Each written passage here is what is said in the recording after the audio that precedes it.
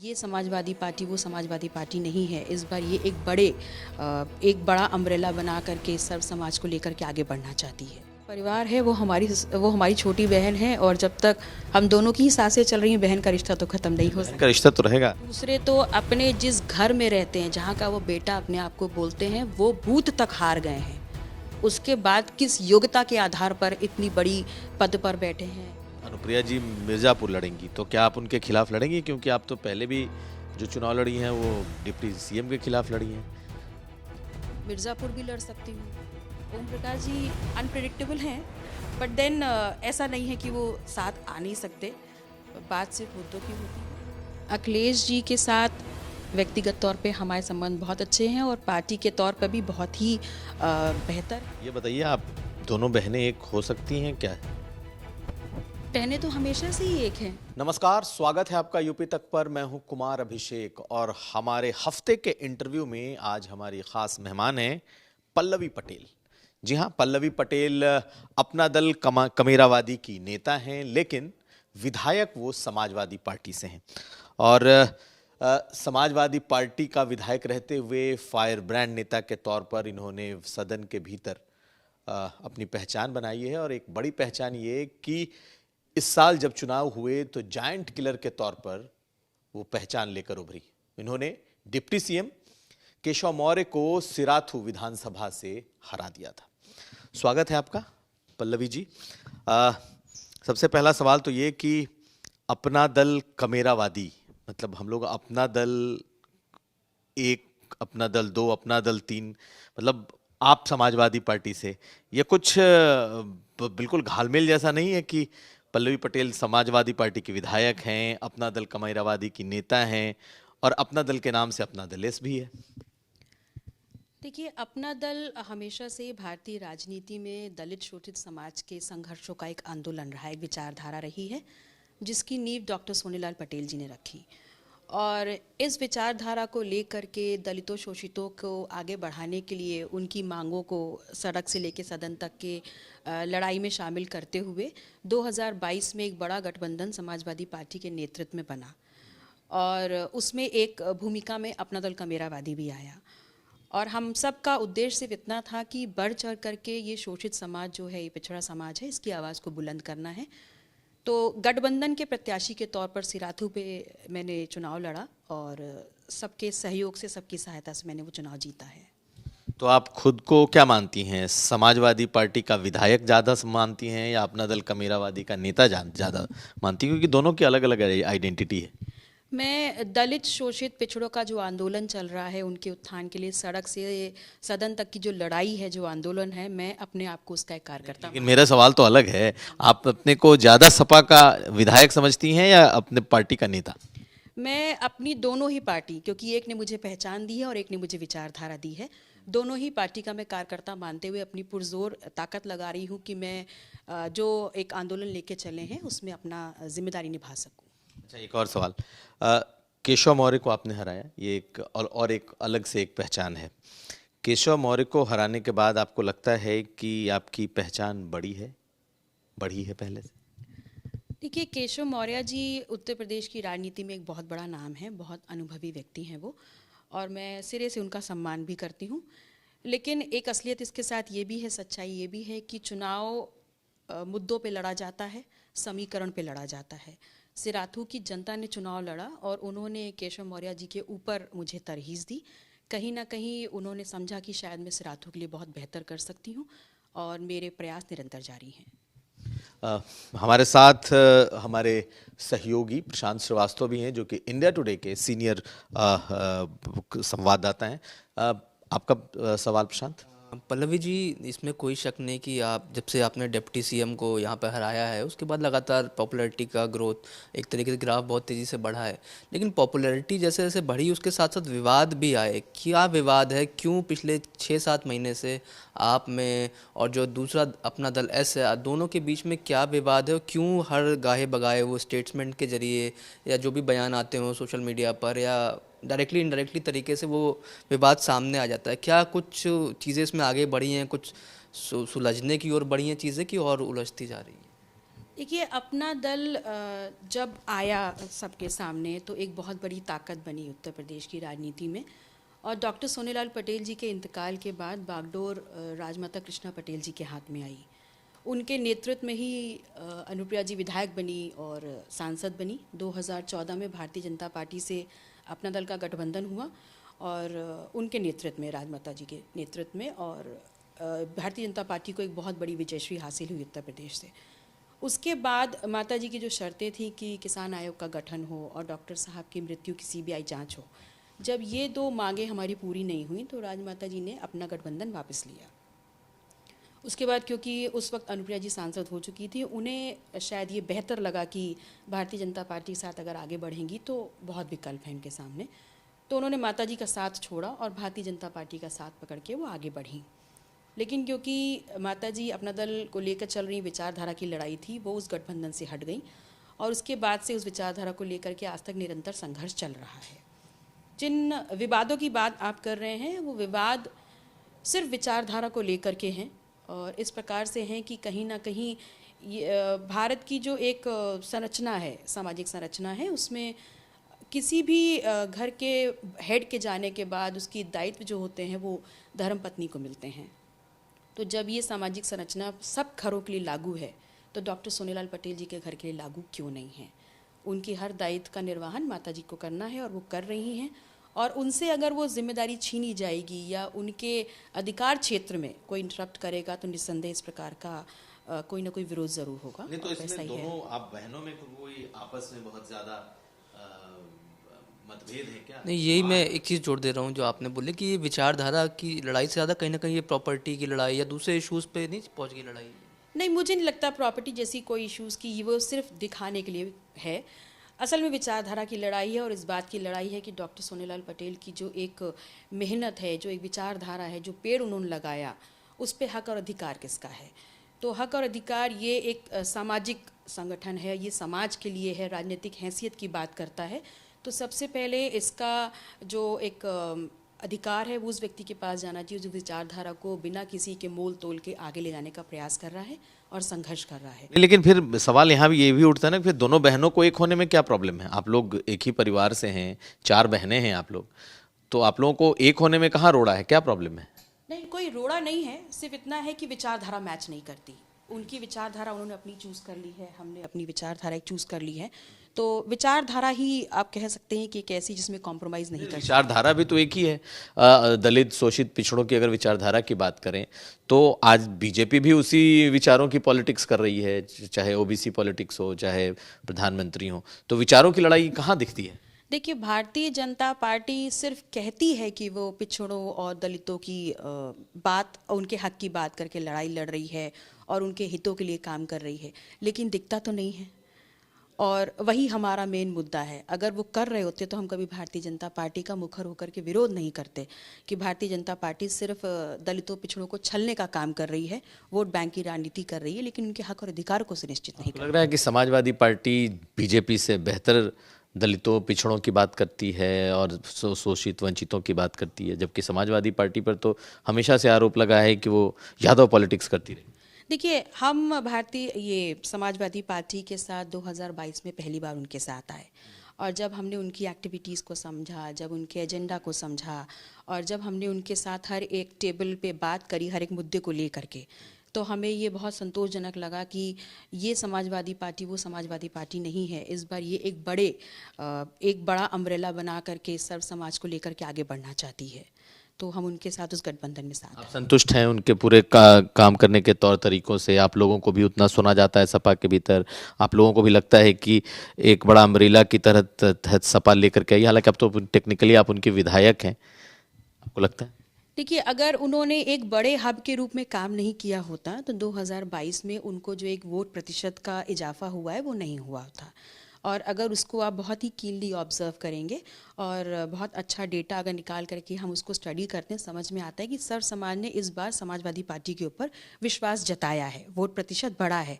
हालांकि एक सच्चाई ये भी है कि हम सरकार बनाते रह गए, लेकिन जो वोट का इजाफा हुआ है कहीं ना कहीं लोगों ने उन पे विश्वास जताया है पिछली बार की इस बार ज़्यादा। तो हमें उन वोटों का जो प्रतिशत बढ़ा है उसको और बढ़ाना है ताकि 2024 और बेहतर हो सके हमारा। शांत। जो बात की समाजवादी पार्टी को लेके, समाजवादी पार्टी के साथ आपका अलायंस है और आप विधायक भी समाजवादी पार्टी से हैं, लेकिन आप जिस तरीके से वोकल हैं तमाम मुद्दों पर, आपको लगता है समाजवादी पार्टी उतना बेहतर उपयोग आप लोग का उस तरह से कर पा रही है जिस तरह से बीजेपी अपना दल एस और दूसरे हिस्से का कर ले रही है? क्योंकि समाज कई ऐसे मुद्दे होते हैं जिस पर समाजवादी पार्टी के लोग तो वोकल दिखते हैं, लेकिन आप लोग का कई बार उसमें से नहीं आ पाता है। क्या उतना स्पेस मिल रहा है आपको सपा में? देखिए, समाजवादी पार्टी में हम लोग अपनी बात रखने के लिए इंडिपेंडेंट हैं, हम लोग रखते हैं, हमारी बात को सुना भी जाता है। और आपने कहा कि इतना वोकल हमको इतनी आइडेंटिटी वहाँ नहीं मिलती, तो उसके लिए कई अहम मुद्दे रहे हैं जहाँ पर समाजवादी पार्टी की तरफ से मुझे इंस्ट्रक्शंस हैं, निर्देश मिले हैं और मैंने अपनी बात रखी है। और आगे भी जहाँ जहाँ मुझे मेरी ज़रूरत महसूस करेगी पार्टी और मुझे बोलेगी, मैं निसंदेह सहयोग में खड़ी रहूँगी। महिलाओं वाला मुद्दा बीच में अभी आया था, जिस तरीके से सोशल मीडिया पर वॉर हुई, और अभी जब महिलाओं के ही मुद्दे की हम बात कर रहे हैं तो अभी ब्रजभूषण शरण सिंह का मामला लेटेस्ट चल रहा है, तो कहीं ना कहीं महिलाओं से जुड़े मुद्दे पर जिस तरह के स्टैंड सामने आना चाहिए समाजवादी पार्टी का, और आप जैसे वोकल इंसान अगर है उनके पास, तो इसलिए मैंने ये सवाल आपसे किया। जी, अगर मुझे हर मुद्दे पर, क्योंकि मैं दूसरी पार्टी से हूँ और इस पार्टी के सिंबल में मैं विधायक हुई हूँ, तो मेरे पास एक लिमिटेशंस ज़रूर हैं। मुझे किसी भी मुद्दे पे बोलने के लिए ऊपर से निर्देश ज़रूर चाहिए होते हैं, और जब जब मुझे निर्देश मिलते हैं मैं सामने आकर के अपना पक्ष रखती हूँ, और आगे भी जब मुझे ऐसा कोई निर्देश मिलेगा तो मैं निसंदेह आपके सामने आऊँगी। नहीं तो लेकिन जब आप उस पार्टी से विधायक हैं, दूसरी पार्टी की नेता हैं, तो आपको अंदर से एक तरीके की मतलब उस दौर में नहीं होती हैं जब आपको लगता है कि आपको बहुत हिचकना पड़ता है, बहुत ओपन तरीके से नहीं रख पाती? नहीं, मैं ये मानती हूँ कि हर एक व्यक्ति के एक लिमिटेशंस होती हैं, और क्योंकि मेरी दो पार्टियाँ हो गई हैं तो मुझे दोनों ही पार्टियों के सम्मान को साथ में रखते हुए बैलेंस फॉर्म करना पड़ता है। मैं इंडिपेंडेंट या मुखर होकर के किसी भी वक्तव्य पे नहीं बोल सकती, बट आई ऑलवेज सीक कि मुझे ऊपर से निर्देश मिले ताकि मैं पार्टी का पक्ष रख सकूँ। अखिलेश जी से आपकी पार्टी के संबंध कैसे हैं? अखिलेश जी के साथ व्यक्तिगत तौर पे हमारे संबंध बहुत अच्छे हैं और पार्टी के तौर पर भी बहुत ही बेहतर हैं, और हमने जब भी चाहा है कि हम उनसे मिलें, किसी बात पे बात करें, तो हमें प्रॉपर टाइम, प्रॉपर सम्मान मिला। लेकिन मैनपुरी का चुनाव हुआ, डिम्पल यादव चुनाव लड़ती रही, आप कहीं दिखाई नहीं दी, तो मुझे हम लोग को ये पूछना पड़ता है कि आप एक्चुअल में पार्टी में हैं या नहीं, जब पूरी पार्टी लगी है, सारे विधायक, सारे मंत्री, लेकिन वहाँ पर, और आप अपना दल से भी हैं, और वो भी आप पिछड़ों, दलितों, शोषितों की बात करती हैं, तो फिर आप क्यों नहीं दिखी वहाँ? देखिए, समाजवादी पार्टी जब मैनपुरी चुनाव लड़ रही थी तो उस दौरान मुझसे संपर्क किया गया था, उनके जो चुनाव के मैनेजर थे, और मुझसे टाइम मांगा गया था, और मैंने सहर्ष स्वीकृति दी थी कि जब भी आपको मेरी आवश्यकता, आप मुझे बुला सकते हैं। तो उन्होंने कहा था कि आप अपना टाइम खाली रखेंगे और जैसे ही हम आपके प्रोग्राम लगाएंगे आपको आना होगा। बुलाया, आया कॉल? मुझे कॉल तो इसलिए आया था कि आप टाइम खाली रखें, हालांकि कार्यक्रम देने के लिए मुझे कॉल पे नहीं बुलाया गया, शायद मेरी आवश्यकता नहीं लगी। इसीलिए तो हमने पूछा ना, क्या वो स्पेस मिल पा रहा है? जैसे अभी मैं उदाहरण दे रहा हूँ, जो सोशल मीडिया पे वॉर हुई, तो आपको लगा जिस तरह की भाषा का प्रयोग वहाँ पर हुआ और दोनों तरफ से हुआ, वो क्या, उस पर आपका क्या स्टैंड है जिस तरह की भाषा का प्रयोग किया गया? देखिए, मुझे लगता है कि किसी की भी रिस्पेक्ट पर अटैक नहीं होना चाहिए, और राजनीति अलग है, सोशल मीडिया अलग है, लेकिन आपसी रिलेशंस और किसी के व्यक्तित्व पर इस प्रकार की बातें नहीं होनी चाहिए, और एक लिमिट होती है, एक डिसिप्लिन होता है जो मेंटेन रखना चाहिए। ये मेरा पर्सनल सोच है। 2024 की ओर हम लोग बढ़ रहे हैं, अभी बीच में निकाय चुनाव टल गए हैं, हो सकता है थोड़े टाइम बाद हों, तो 24 में आप यूपी का सिनेरियो किस तरह से देख रहे हैं? कि आप यहाँ पे 22 की तरह की अलायंस देख रही हैं, कि आप यूनिटी अपोजिशन में देख रही हैं, कुछ यूनाइटेड अपोजिशन होगा बीजेपी के खिलाफ, या आपका क्या ओपिनियन है विपक्ष की एकता को लेकर? देखिए, 2024 तो लगभग अभी 1 साल है उस चुनाव के लिए, मैं इतना दूर का तो नहीं सोचती, लेकिन अभी मैं ये सोचती हूँ कि अभी यहाँ पर बात 2024 के चुनाव से पहले इस बात पर होनी चाहिए कि यहाँ पर शिक्षा का क्या स्तर है, अभी बात ये होनी चाहिए कि नौजवानों के रोज़गार का क्या स्तर है, अभी ये बात होनी चाहिए कि लॉ एंड ऑर्डर का क्या स्तर है। क्योंकि जब तक आप इस पे पुख्ता बात नहीं करेंगे 2024 के सिनेरियो को आप समझने में विफल हो जाएंगे। नहीं, लेकिन चुनाव तो अब आने वाले हैं, अब तो 2024 की ही बात होगी, तो आपसे भी तो पूछा जाए कि आपका स्टैंड क्या है। आप 2024 में आप चाहती हैं कि अलायंस बने, जैसे तेलंगाना वगैरह जाने लग गए, हाँ, गठबंधन की बात करने लग गए, उधर नीतीश कुमार और लालू प्रसाद एक तरीके से, उधर नीतीश और तेजस्वी एक हो गए, तो कहीं ना कहीं विपक्षी एकता, लेकिन किसके नेतृत्व में आप देखना चाहेंगे? क्या नीतीश कुमार उसको हेड करें, आप ऐसा चाहेंगी? अखिलेश यादव भी पार्लियामेंट लड़ना चाह रहे हैं, उनके नेतृत्व में, या कांग्रेस के नेतृत्व में होना चाहिए? देखिए, मेरा ये मानना है कि अभी विपक्ष के चेहरे के रूप में नीतीश जी का नाम आ रहा है। नीतीश जी एक बहुत ही अनुभवी व्यक्तित्व हैं और एक बहुत ही सामान्य परिवार से संघर्ष करके राजनीति का उन्होंने ये मतलब एक कैडर हासिल किया है। और ऐसे में अगर ऐसा कोई व्यक्ति विपक्ष का चेहरा बन करके 2024 में आता है तो मेरा ये मानना है कि जनादेश, इस देश की जनता को उनको जनादेश देना चाहिए, एक विकल्प के तौर पर उनको लाना चाहिए। लेकिन आपकी ही पार्टी, समाजवादी पार्टी, तो नीतीश कुमार के नाम पर बिल्कुल ठंडी पड़ी हुई है। नीतीश कुमार ने के तरफ से कई बार मैसेज आए कि वो फूलपुर और अम्बेडकर नगर कई जगहों से चुनाव लड़ सकते हैं, लेकिन सपा ने तो बिल्कुल ही ठंडा रिस्पॉन्स दिया। देखिए, राजनीति संभावनाओं का खेल है, यहाँ हर सेकंड कुछ ना कुछ नया होता है। और 2024 में जहाँ अभी लगभग 365 दिन का वक्त है, इसमें बहुत सी ऐसी चीज़ें हमारे सामने और बहुत से ऐसे नए नए घटनाक्रम हमारे सामने आएंगे, जिसमें मैं कह सकती हूँ, भविष्यवक्ता तो नहीं हूँ लेकिन आशावादी हूँ। और मेरा ऐसा मानना है कि 2024 तक बहुत बेहतर विकल्प निकल करके सामने आएंगे। राहुल गांधी क्यों नहीं? राहुल गांधी भारत जोड़ो यात्रा लेकर के निकले, क्या कांग्रेस इतनी बड़ी पार्टी है, उनके नेतृत्व में विपक्षी एकता नहीं हो सकती? देखिए, भारत जोड़ो यात्रा से तो मैं व्यक्तिगत रूप से अपने आप को जुड़ा हुआ महसूस करती हूँ। मुझे नहीं पता आपको जानकारी है या नहीं है, लेकिन 17 अक्टूबर सन 2020 में जब कोरोना की महामारी फैली हुई थी, तब मैंने भी पदयात्रा शुरू करी थी और मैं अपने 9 महीने के बच्चे को लेकर के 60 दिन तक एक एक सड़क जा कर के जनता के बीच में रुकी हूँ। तो ये बहुत ही दुरूह कार्य है। और आज राहुल गांधी जी ये कार्य कर रहे हैं तो मैं उनसे अपने आप को कनेक्टेड महसूस करती हूँ, भावात्मक रूप से भी और संघर्ष के रूप में भी। आपको बुलावा आया था इसके लिए? जी बिल्कुल, मुझे बुलावा आया था। तो गई नहीं आप?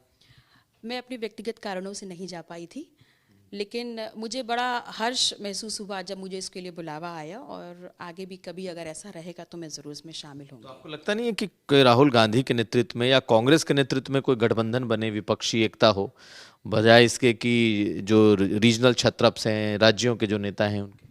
देखिए, फेस कोई भी बने, मेरा ये मानना है कि विपक्ष की जो मुद्दे होने चाहिए उसमें जनता को अपना कुछ नया दिखना चाहिए। तो ऐसे मुद्दे चूज करें, चेहरा आप किसी को भी बना सकते हैं, जो भी विपक्ष का चेहरा बन के आएगा मैं सहर्ष उसके साथ खड़ी रहूंगी, लेकिन मुद्दे ज़रूर मैं सोचना चाहूँगी और विचार विमर्श होना चाहिए उस पर, उससे ज़्यादा लोगों को बेनिफिट्स मिलने चाहिए। कहीं नीतीश कुमार जी के नाम पर जो आपने कहा कि आशावादी हैं आप, अगर अगर उनको आगे किया जाता है तो क्या उसका कारण में मुख्य कारण आप ये देखते हैं कहीं कुर्मी वोट बैंक है? क्योंकि यूपी में भी एक बड़ा खासतौर से पूर्वांचल में और पश्चिम की भी 2-3 सीटें, बरेली पीलीभीत समेत कई सीटें जहाँ पर उसका असर है। तो आप एक कहीं यही मेन तो कारण नहीं है कि आप नीतीश कुमार को चाहते हैं कि वो उनको विपक्ष आगे बढ़ाए? नहीं, देखिए, नीतीश जी उस समाज से ज़रूर आते हैं जिस समाज से मैं आती हूँ, तो निस्संदेह वो एक फैक्टर आप समझ सकते हैं, लेकिन उनके चेहरे पर सहमति के लिए या अपना एक वोट देने का सिर्फ इतना उद्देश्य था कि एक बहुत ही दूरदर्शी नेता है, बहुत लंबा एक राजनीतिक अनुभव लेके आते हैं।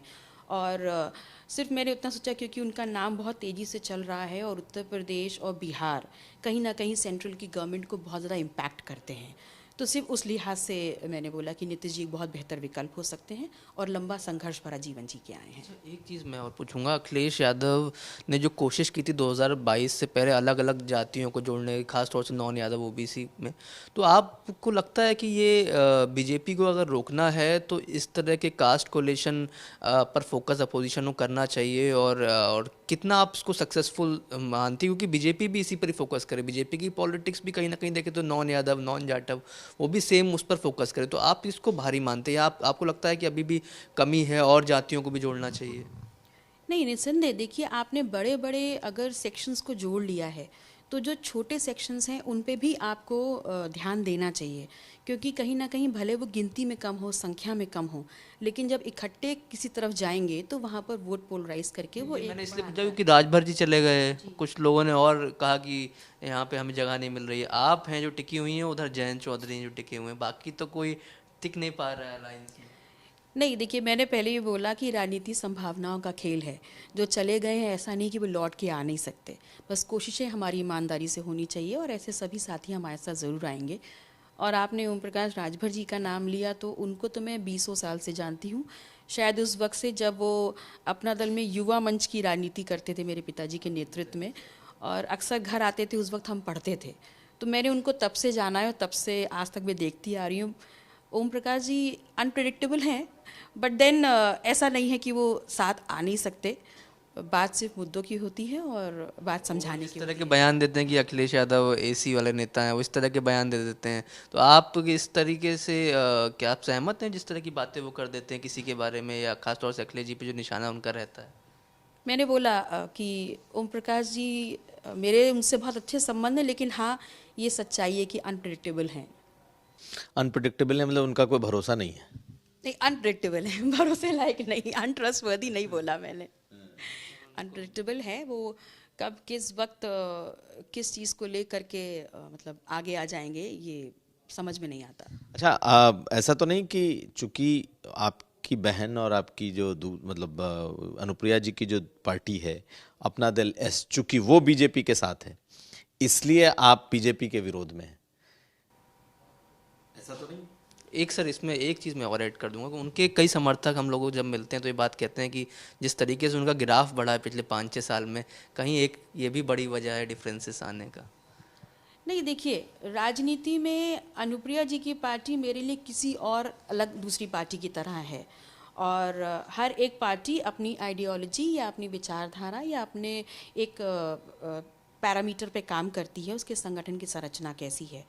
और मेरा ये मानना है कि अनुप्रिया जी का ग्राफ बढ़ा, निसंदेह किसी पार्टी का ग्राफ बढ़ेगा, किसी का गिरेगा, वो इम्पॉर्टेंट नहीं। इम्पॉर्टेंट ये है कि आप अपने मुद्दों को लेकर के कितना संघर्ष कर पा रहे हैं।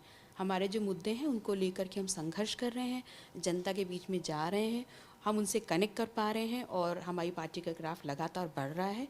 तो आगे हम भी एक बहुत अच्छे स्तर पे पहुँचेंगे। जब अनुप्रिया जी की पार्टी अलग है, आपकी पार्टी अलग है, अनुप्रिया पटेल चुनाव लड़ेंगी 2024 का, आप भी चुनाव लड़ेंगी 2024 का, आप भी लड़ेंगी 2024, तो आप कहाँ से चुनाव लड़ेंगे?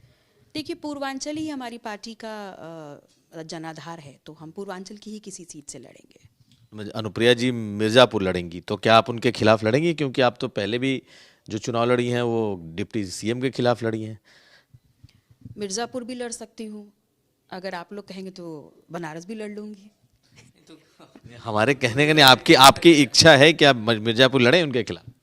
देखिए, अभी तक तो मैंने इस बारे में नहीं सोचा है, लेकिन अगर ऐसी कोई कंडीशंस आती हैं कि मुझे लड़ना होगा, तो मैं पूरी ताकत लगा के जहाँ भी मेरी पार्टी का नेतृत्व मुझे इशारा करेगा, मैं ज़रूर लड़ने जाऊँगी। और कौन कौन लड़ेगा, क्योंकि ये बात थी पिछली बार आपके हस्बैंड भी चुनाव लड़े थे, उस समय कांग्रेस से आपका अलायंस था, 2000 में फूलपुर सीट थी शायद, और आपकी माताजी भी चुनाव लड़ी थी और इस बार भी लड़ी, और इस बार भी शायद लड़ने के चांस है उनके। तो कितने लोग परिवार से लड़ेंगे? तो लोग सवाल नहीं उठाएंगे कि एक ही परिवार के क्यों लड़ेंगे सर? देखिए, पार्टी कितने सीट्स लेगी, किसको प्रत्याशी बनाएगी, नहीं, तो इसका पहले जवाब दीजिए, कितनी सीट लेगी सपा से? आप कितनी सीटें लेंगी? मैंने वही बोला, पार्टी कितनी सीट्स लेगी, कौन कौन हमारे प्रत्याशी होंगे, ये मेरे व्यक्तिगत इंटरेस्ट का सवाल नहीं है, ये कोर कमेटी डिसाइड करती है। इसका उम्मीद होगी कि आप सपा से के साथ जब अलायंस में हैं और आप अपना दल कमरियावादी की नेता हैं, तो आपकी एक उम्मीद होगी ना कि भाई सपा को यहाँ तक लाने में, पहुँचाने में अगर आपका योगदान है, तो आपकी कितने सीटों पर आपका दावा बनता है, आपका अंदाजा? मेरी व्यक्तिगत तौर पे तो ये उम्मीद होगी कि जितनी भी सीट्स हमको मिले, संख्या हमारे लिए कभी इंपॉर्टेंट नहीं रही, जितनी भी सीट्स मिले हम 100% रिजल्ट दें। लेकिन अगर सीटों की संख्या निर्धारित करनी होगी तो वो राष्ट्रीय अध्यक्ष जी डिसाइड करेंगे, उनकी कोर कमेटी डिसाइड करेगी। 2, 4, 6, 1, 5, कुछ तो आप एक मिनिमम आप लोगों ने सोचा होगा कि इतना से तो कम नीचे हम नहीं जाएंगे। अभिषेक जी, इस सवाल का जवाब तो आपको राष्ट्रीय अध्यक्ष जी ही दे सकती है। तैयारी कहाँ कहाँ है आपकी मजबूत? कोई क्षेत्र होंगे जहाँ पे आपका ज़्यादा पकड़ हो? पूर्वांचल हमारा मेन क्षेत्र है और अभी हम लगभग 12 सीटों पे 12 लोकसभा सीटों पे हमारे जो है प्रभारी डिक्लेयर्ड हैं और हम उन्हीं पे अपना काम कर रहे हैं। उदाहरण के तौर पे जैसे कौशाम्बी या फूलपुर या कौन? जैसे फूलपुर है, मिर्ज़ापुर है, आपका हमारा बनारस है, हमारा जौनपुर है, मछली शहर है, ये और ये पीलीभीत है, ये सीट्स हैं जिस पे हम काम कर रहे हैं अभी। तो ये अभी हम लोगों ने जो चर्चा की, क्या हम लोग क्लैश ऑफ टाइटन्स देख पाएंगे? मतलब हो सकता है आप और इनुप्रिया जी आमने सामने लड़ जाएं मिर्जापुर में, ये हो सकता है? राजनीति संभावनाओं का खेल है और मैंने कहा कि आगे आप देख सकते क्योंकि वो तो लड़ेंगी, अब आपके ऊपर है कि आप लड़ेंगी या नहीं, या बहन के लिए आप छोड़ेंगी? देखिए, अब जब चुनाव लड़ने आए हैं तो कहाँ बहन रह गए, वहाँ तो फिर दोनों ही प्रतिद्वंदी हो गए। तो अगर मेरी पार्टी डिसाइड करेगी मुझे वहाँ उतारेगी तो मैं ज़रूर जाऊँगी। अच्छा, अब बहन का मामला नहीं है, अब राजनीतिक प्रतिद्वंदिता का मामला है चुनाव के वक्त। अच्छा जी। और ऐसे आप दोनों बहनों का क्या है? आप लोगों की बातचीत होती है? आप दोनों के निजी रिश्ते हैं या वो भी राजनीति की बलि चढ़ गए? नहीं, परिवार है, हमेशा से परिवार है। वो हमारी छोटी बहन है और जब तक हम दोनों की ही सांसें चल रही हैं बहन का रिश्ता तो ख़त्म नहीं हो सकता। का रिश्ता तो रहेगा। आप लोगों का जो फॉर्मल रिश्ता है, बहनों का रिश्ता, मेल मिलाप, बातचीत, मिलना जुलना होता है? बिल्कुल होता है, बिल्कुल होता है। अच्छा, आपने पीलीभीत का भी जिक्र किया कि आपकी तैयारी चल रही, वहाँ से जो सांसद हैं बीजेपी के बड़े वोकल हैं, वरुण गांधी, इन दिनों बड़ी चर्चा में हैं और उस सीट पर हमारे आपसे पहले बात हुई तो आपने कहा वहाँ कुर्मी वोट ठीक ठाक है। तो और ये भी चर्चा है कि वरुण गांधी किसी और दल से भी चुनाव लड़ सकते हैं, आपने सुना ही होगा, बड़ी चर्चा है कि दूसरे दल से किसी और या अपनी पार्टी बना लें या किसी दल से चुनाव लड़ने। कांग्रेस में तो उनका अभी राहुल गांधी के स्टेटमेंट भी उनको लेकर आया था। आपको लगता है कि जो जिस अलायंस की आप कल्पना कर रही हैं कि सपा रेडली और अपना दल और आप लोग ग्रैंड अलायंस की ओर जो बढ़ेंगे, तो उसमें वरुण गांधी को आप देखते हैं पीलीभीत के तौर पे? अगर वो आते हैं तो सपोर्ट आप लोग का किस तरह से उनको रहेगा? देखिए, अगर गठबंधन में हम सब आते हैं और हमारा गठबंधन ये डिसाइड करता है कि पीलीभीत सीट पे माननीय वरुण गांधी जी को लड़ना चाहिए और हम सब उनके प्रचार में उतरें, तो फिर ये बाध्यता तो होती है गठबंधन के पार्टनर के रूप में। गठबंधन के कुछ नियम होते हैं जो हमको फॉलो करने होंगे, तो सहर्ष हम उनके प्रचार में उतरेंगे। लेकिन जहाँ तक अपने पार्टी को लेकर के संगठन के तौर पर सीटों की तैयारी का विषय है, वहाँ पर ये हमारी चिन्हित सीट है और हमने इसमें पहले भी काम किया है। पुनः इस पे अपना प्रभारी नियुक्त करके अपने संगठन को मजबूती पर काम कर रहे हैं।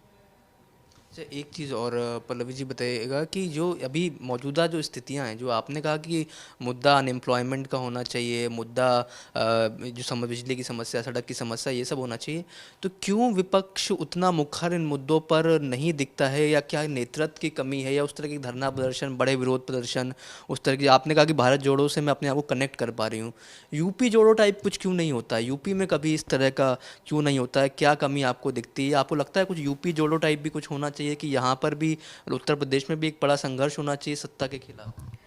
देखिए, सत्ता के लिए निस्संदेह संघर्ष होना चाहिए और मुद्दों को लेकर के पूरे विपक्ष को सड़कों पे उतरना चाहिए। और इसमें सबसे बड़ी किसी और पे उंगली उठाए, सबसे पहले हम अपनी जिम्मेदारी मानते हैं कि अगर हम दूसरों के लिए बात कह रहे हैं तो सबसे पहले हमें सड़क पे होना चाहिए। और हम निरंतर जो भी मुद्दे हैं उनको लेकर के सड़क पे उतर करके प्रदर्शन कर रहे हैं। और व्यक्तिगत तौर पे भी मैं माननीय मुख्यमंत्री जी से मिल करके इन सभी मुद्दों पे अपनी बात रखती आ रही हूँ और आज नहीं तो कल मेरी उस बात को संज्ञान में लेते हुए ज़रूर कुछ ना कुछ अहम निर्णय होंगे। मैंने ये बात इसलिए पूछी कि जो विपक्ष अलायंस, भले ही मायावती ने मना कर दिया, और आपको लगता है कि अगर 2019 की तरह अगर ग्रैंड अलायंस हो जाए, सपा बसपा फिर एक हो जाए, तो ज़्यादा आसान रहेगा बीजेपी को घेरना? देखिए, अलायंस कभी भी ऊपरी स्तर पे नहीं होना चाहिए। अलायंस तभी कारगर होता है जब कार्यकर्ताओं के बीच में अलायंस हो और आपकी जो नीति रीति है वो जन जन तक पहुँचे। तो सबसे पहले उस दिशा में हमें बढ़ना चाहिए और अपने मुद्दे निर्धारित करते हुए कैसे हमें अपने आप को मजबूत करना है ग्राउंड लेवल पे, उस पे काम होना चाहिए। और अगर वो काम नहीं होगा तो आप अलायंस किसी भी पैरामीटर पे कर लें, वो वेस्ट चला जाएगा। मेरा सवाल ये है कि आप लोग सब लोगों ने मिलकर एक अलायंस बनाया था। आप ठीक है, आप सपा के टिकट पे चुनाव लड़ी, लेकिन एक अलायंस पार्टी के तौर पर भी पहचान है।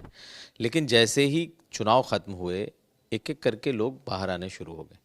ओम प्रकाश राजभर बाहर आ गए, बहुत मुमकिन है कि वो बीजेपी के साथ जाएं। इसी तरीके से धर्म सिंह सैनी की चर्चा है। इसी तरीके से कई और नाम हैं, हम नाम नहीं लेंगे, लेकिन मुझे जानकारी है कि कई और नाम आएंगे। आपको लगता है कि बीजेपी का जो गठबंधन है या बीजेपी अपने सहयोगियों को ज़्यादा स्पेस दे रही है, ये वजह है, या सिर्फ सत्ता होने की वजह से लोग इसकी तरफ आ रहे हैं? देखिए, आपने जो प्रश्न पूछा उसमें मुझे ऐसा लगता है सत्ता होने की वजह से बहुत ज़्यादा जो मूवमेंट देखने को मिलेगा या शुरू हो गया है वो 2024 आते आते और तेज़ हो जाएगा। लेकिन अगर विपक्ष एकजुट होकर के मुद्दों को लेकर के जनता के बीच में अपना अगर संदेश पहुंचाने में कामयाब हो गया और एक बार अगर जनता को ये समझ में आ गया कि हम कुछ बड़ा करने के लिए की ओर अग्रसर हैं, तो निस्संदेह ये मूवमेंट जिसकी आप बात कर रहे हैं अपने आप कम हो जाएगा। ज़ीरो हो जाएगा ऐसा तो मैं नहीं कहती, लेकिन निस्संदेह कम ज़रूर हो जाएगा। आपकी इच्छा नहीं है कि आप बीजेपी गठबंधन में आपकी पार्टी जाए? मैंने हमेशा से मुद्दों की राजनीति की है और मुझे लगता है कि अगर आप मुझे जो पहचान मिली है मेरे संघर्ष और मुद्दों की वजह से मिली है, तो उन मुद्दों को छोड़ करके मैं किसी भी तरफ नहीं जाना चाहती। हालांकि ये ज़रूर सत्य है कि अगर बीजेपी ये हमसे प्रॉमिस करती है कि जो मुद्दे हम लेकर चल रहे हैं वो कहीं अंजाम तक वो पहुंचाएंगे, तो एक बार ज़रूर मुझे लगता है कि शायद मेरी पार्टी हो या कोई और पार्टी हो इस विषय पर सोच सकती है। लेकिन अगर ज़रा सा भी ऐसी हमें समझ में है कि नहीं हो सकता, तो उस तरफ जाना बेईमानी होगा। यानी कि अगर बीजेपी आपके मुद्दों को लेकर चले, आपके मुद्दों को साध करके चले, आपको साधने की कोशिश करे, आपकी पार्टी को ले, तो आप सोच सकती हैं बीजेपी? सिर्फ मुद्दों पर, क्योंकि मुद्दे बहुत अहम हैं। उन मुद्दों ने हमको पहचान दी है, उन मुद्दों के बगैर हम कुछ नहीं हैं। तो मुद्दे उस समाज के लिए जिसके बारे में हम बात कर रहे हैं उसको वो छल महसूस ना करे। तो फिर तो ये हो सकता है कि फिर दोनों बहन या दोनों पार्टियां एक साथ बीजेपी के साथ गठबंधन में चली जाएं। अपना दल एस है ही है, अपना दल कमेरावादी को भी कोई दिक्कत नहीं है प्रधानमंत्री मोदी गठबंधन में जाने में। देखिए, भारतीय जनता पार्टी के साथ और कौन कौन सी पार्टियां हैं ये मेरे लिए अहम नहीं है। हमारे लिए अहम ये है कि 2014 में जब हम उनके साथ गठबंधन में गए थे, हमने अपनी शर्तें रखी थी और रिजल्ट आने के बाद हमारी वो शर्तें पूरी नहीं हुई। तो इसीलिए मैंने कहा कि शर्त और हमारे मुद्दे अहम हैं। अगर हमें ये लगता है कि हम चले जाएंगे तो उस तरफ हम नहीं जा पाएंगे। कनेक्शंस तो आपके वहाँ भी अच्छे हैं, लोग बताते हैं कि बीजेपी में भी आपके ठीक ठाक कनेक्शन। अच्छे संबंध में आपने कहा कि हम मिलते रहते हैं, बात रखते हैं अपनी। देखिए, उनके पार्टी में कई लोग, कई विधायकों को कई बार शिकायत आती है कि वही नहीं मिल पाते हैं, आप मिल लेती हैं, तो ये कम है कि? देखिए, मैं पार्टी के तौर पे नहीं मिलती, मैं अपने राज्य के मुख्यमंत्री से मिलती हूँ और वो नाथ संप्रदाय के पीठ के पीठाधीश्वर के रूप में हैं और असंख्य लोगों की आस्था है उन पर। और एक ईमानदार मुख्यमंत्री के रूप में मैं भी व्यक्तिगत उनका बहुत सम्मान करती हूँ और मैं जब जाती हूँ तो मैं उनसे अपने राज्य के मुखिया के रूप में मिलती हूँ। अपनी जो प्रॉब्लम्स हैं, जो मेरी सोच है, जो मुझे समझ में आता है, वो बातें मुझे लगता है कि अपने मुखिया के सामने रखना मेरा दायित्व है, मैं रखती हूँ और इसीलिए अपेक्षा भी रखती हूँ कि उसका जवाब मुझे ज़रूर मिलेगा। नहीं, लेकिन आपने कहा ईमानदार मुख्यमंत्री, तो आपको लगता है कि बतौर मुख्यमंत्री वो एक एफिशिएंट मुख्यमंत्री भी अच्छा काम कर रहे हैं? देखिए, ईमानदार तो वो है, निस्संदेह, इस पर कोई क्वेश्चन नहीं कर सकता। लेकिन इसके साथ ये भी सच्चाई है कि एक ईमानदार मुख्यमंत्री के नेतृत्व में भ्रष्टतम सरकार चल रही है। चाहे किसी भी डिपार्टमेंट को आप उठा लें, चाहे आप पीडब्ल्यूडी को उठा लें, चाहे आप ग्रामीण अभियंत्रण विभाग को उठा लें, चाहे आप चिकित्सा विभाग को उठा लें, हर जगह भ्रष्टाचार चरम सीमा पर है। और अधिक अगर अंदर जाएंगे तो आप देख लीजिए पॉलिटेक्निक का जो डिपार्टमेंट है वहाँ पर तो दलाल एक असिस्टेंट प्रोफेसर की नियुक्ति के लिए 20-20 लाख रुपए खुलेआम मांग रहा है और जो इलाहाबाद में होता है। इसीलिए मैंने बोला कि मुख्यमंत्री ईमानदार हैं लेकिन सरकार भ्रष्टतम है। लेकिन आपने जो इशारा किया वो तो तमाम जो डिपार्टमेंट और मंत्रालय बता रही हैं, एक तो एक डिपार्टमेंट तो आशीष पटेल जी के पास है, दूसरा डिपार्टमेंट डिप्टी सीएम के पास है ग्रामीण, और ये बात करें तो आपको लगता है कि पार्टी से ज़्यादा आप इंडिविजुअल आपके निशाने पर है बीजेपी? नहीं, पार्टी से ज़्यादा इंडिविजुअल निशाने पे नहीं है। मैंने किसी व्यक्ति का नाम नहीं लिया, लेकिन जब आपने भ्रष्टाचार का डिपार्टमेंट गिनवाया तब क्या? मैंने इसलिए बोला क्योंकि मेरी पूरी अपेक्षा है कि अगर मुख्यमंत्री जी इस पे अकेले अगर इसकी जांच करा लेंगे तो आपके सामने सच्चाई आ जाएगी जो मैंने कहा है। और ये सभी सच्चाई सामने आने के बाद अगर कुछ थोड़ा भी कुछ कम रह जाएगा तो आपके स्टूडियो में दोबारा आकर के उसके सबूत भी मैं आपको दूंगी। मैंने जो कहा है नाहक ही नहीं कहा, कुछ सबूत जरूर मेरे पास होंगे तभी मैंने कहा। तो अब सीएम ईमानदार हैं, तो डिप्टी सीएम के बारे में आपकी क्या राय है? क्या बोलूं, एक तो जीत करके आए हैं, जनादेश लेके आए हैं, और दूसरे तो अपने जिस घर में रहते हैं, जहाँ का वो बेटा अपने आप को बोलते हैं, वो बूथ तक हार गए हैं। उसके बाद किस योग्यता के आधार पर इतनी बड़ी पद पर बैठे हैं, यही सोच लीजिए आप।